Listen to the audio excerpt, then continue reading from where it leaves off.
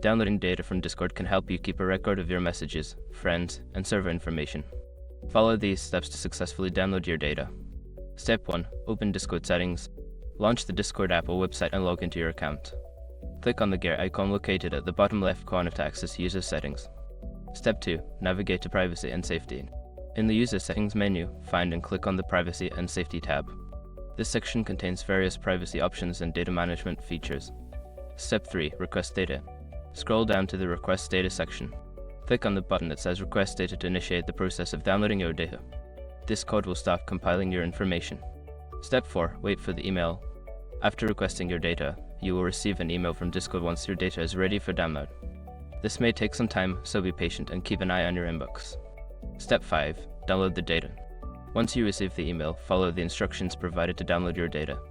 The email will contain a link that directs you to a page where you can download a zip file containing your information. By following these steps, you can easily download your data from Discord. Make sure to check your email and keep your data secure once downloaded.